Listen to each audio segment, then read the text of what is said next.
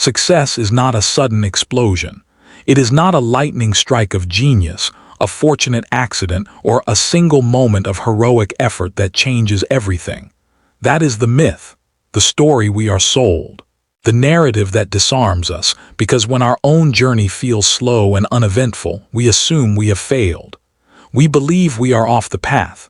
We look for a shortcut, a hack, a new beginning. We abandon the very process that was, quietly and invisibly, working in our favor. The real engine of transformation is far more quiet, far more patient, and infinitely more powerful. It operates not in the spotlight, but in the shadows of your daily routine. It is the silent architect of every great achievement you admire. It is the principle of compounding discipline. Think of it this way. There is the performance, and then there is the rehearsal. The concert hall and the practice room. The grand speech, and the thousands of hours spent alone forming the words. We see the performance. We are moved by the concert. We are inspired by the speech. But we mistakenly believe the performance is the success. It is not. The success was built, brick by invisible brick, in the rehearsal, in the practice room. In the silent, disciplined hours no one celebrated. The performance is merely the receipt, the proof of purchase, the evidence of work already done. This is the invisible work. It is the daily deposit. And it follows a law as immutable as gravity. Opportunity does not create preparedness. Preparedness creates opportunity. The chance meeting, the big break, the perfect moment, these are not creators. They are revealers. They simply open the door to the preparation you have already accumulated. They are the test, and your discipline is the answer you have been writing, every single day, in a language of effort only you understand. When pressure arrives, it does not build your character. It reveals the character your daily disciplines have built. Pressure is an X-ray. It shows you what is really there beneath the surface of your intentions. A crisis at work does not suddenly teach you how to solve problems. It shows you whether your daily habit has been to avoid complexity or to engage with it. A financial setback does not teach you resilience. It reveals the resilience, or the lack of it, forged by your everyday choices with money. A physical challenge does not grant you strength. It exposes the strength your daily training has deposited into the account of your body. Consider two people standing at the base of a mountain. One has walked 5 miles every day for a year. The other has not. The mountain is the same for both. The pressure is equal, but the experience is utterly different. For one, the mountain is a logical extension of their daily reality. For the other, it is a shocking, insurmountable wall. The mountain didn't change. The preparation did. Or consider the writer facing a blank page with a deadline. One has written 500 words daily, without fail, for 1,000 days. The other waits for inspiration. The pressure of the deadline reveals the pattern. For the disciplined writer, the habit engages almost automatically. The page is not an enemy but a familiar space. For the other, it is a terrifying void. The pressure didn't create a writer. It exposed one. This is why you must guard your focus with the severity of a sentinel guarding a vault. Your focus is the channel through which your discipline flows. Distraction is not merely interruption. It is dilution. It is the theft of your potential compound interest. Every time you fracture your attention, you are not just losing minutes. You are breaking the chain of deep, cumulative practice that builds mastery. You are resetting the psychological momentum that turns effort into ease. Protect your focus like it is the most valuable currency you own, because it is. Create boundaries for it. Ritualize it. Understand that a single hour of undistracted, fully immersed work compounds in value far beyond 4 hours of fractured, semi-present effort. The quality of your focus determines the rate of your growth. It is the multiplier. Distraction is the divider. Growth, therefore, is not a vague upward trend. It is a specific, iterative sequence, a cycle you must learn to trust. You learn a fundamental principle. You apply it through action. You evaluate the result with ruthless honesty. You correct your approach based on that feedback, and you persist through the cycle again. Learn, apply, evaluate, correct, persist. This sequence is the engine of intelligent progress. Learning without application is fantasy. Application without evaluation is waste. Evaluation without correction is arrogance. Correction without persistence is folly. But when you link them together in a relentless loop, you create a system that learns. You become adaptive. Your discipline becomes intelligent, not just dogged. You are not just piling up effort. You are directing it, refining it, making it smarter with every cycle. This leads us to the central pillar, discipline over motivation. Motivation is a weather system. It comes and goes. It is bright sun one day and a thunderstorm the next. You cannot build a life on weather. You build it on geology. On bedrock. Discipline is that bedrock. It is the decision made once and then reinforced by a system so that you no longer need to decide. Do not wait to feel like doing the work. That feeling is a liar. It will always prioritize short-term comfort over long-term gain. Instead, build a system that makes the work inevitable. Set a time. Create an environment. Define the very first tiny action. Your system should bypass your feelings entirely. You do not ask yourself if you want to go to the gym. Your system says it is 6 a.m., you put on your shoes and you walk out the door. The decision was made when you designed the system. The rest is just follow-through. This is the power of process. Moods are temporary. Systems are permanent. When you tie your progress to a system, you are no longer at the mercy of your emotional state. You are guided by architecture.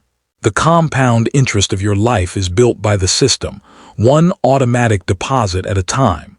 And this requires a quality that is in desperately short supply: strategic patience. We misunderstand time. We see it as an empty space to be filled or a relentless force pushing us. But time is more like a season. You do not plant a seed in April and rage at the ground in May because there is no tree. You understand the seasons. You trust the process unfolding beneath the soil. You water, you weed.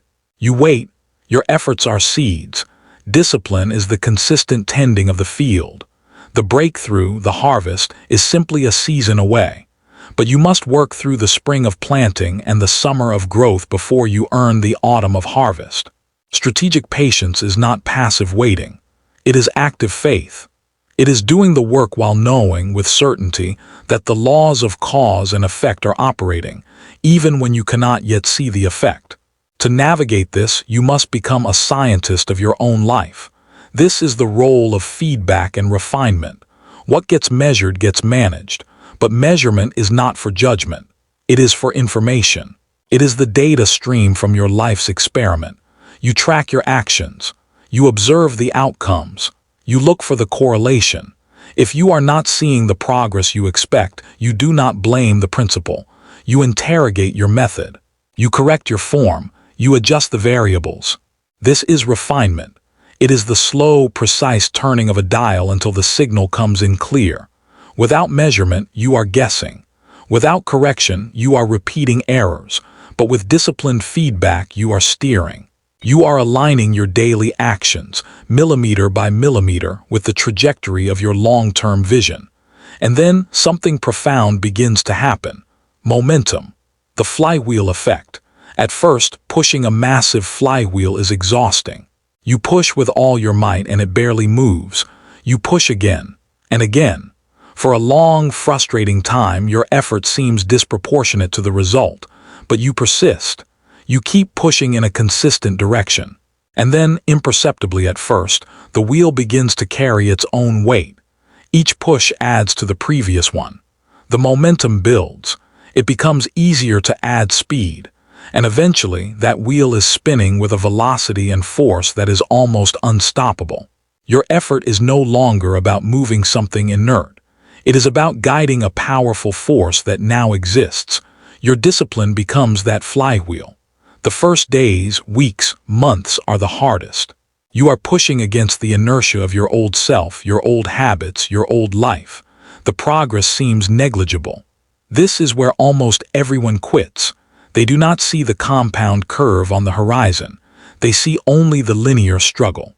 But if you persist, pushing in a consistent direction, the momentum gathers, the identity shifts, the actions become easier, the results begin to accelerate. What was once a struggle becomes a part of who you are. The wheel is spinning. Your discipline is now compounding.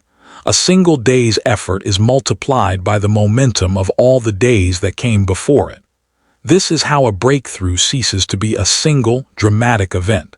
It becomes a lifestyle. It becomes the natural output of a system that is always running, always learning, always compounding. The emotional high of a big win is fleeting, but the quiet confidence of a life built on compounding discipline is permanent. It elevates you not just in achievement but in being. You walk differently. You see problems differently. You experience time differently. You are no longer desperate for a result because you trust the process that is eternally generating results. You understand that the goal is not to reach a destination and stop. The goal is to fall in love with the quality of motion. The goal is to become a person for whom excellence is not an act, but a habit. Your daily discipline is the practice of that habit. It is the slow, steady sculpting of your character. You are the block of marble and your disciplined actions are the chisel. Every day, you take a small chip away. Some days you cannot see the difference. But over months and years, a form emerges. A form of strength, capability, and wisdom that was always latent within the stone. So ask yourself today, not what is your goal, but what is your system? What is the one small, repeatable action you can take today that, if repeated for 1,000 days, would transform your life? That is your fundamental deposit. That is where you begin. Do not look at the mountain and feel despair. Look at your shoes and take the first step. Then tomorrow, take another. The path is built by walking it. The strength is built by using it. The future is built by the present moment you are currently in and the choice you make within it. Choose the action that aligns with your future self, not the feeling that coddles your present self. That is the essence of discipline. It is voting, every single hour, for the person you wish to become.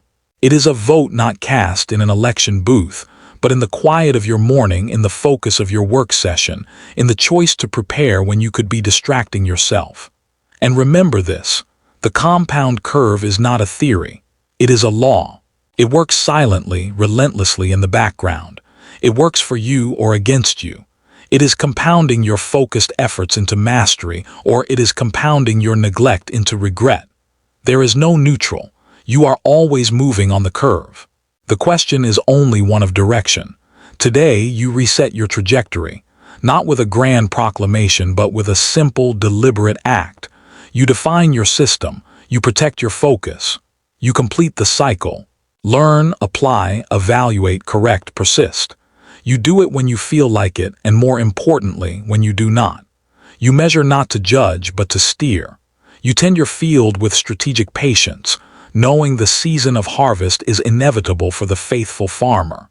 And as you do, you will feel the first faint tremors of momentum.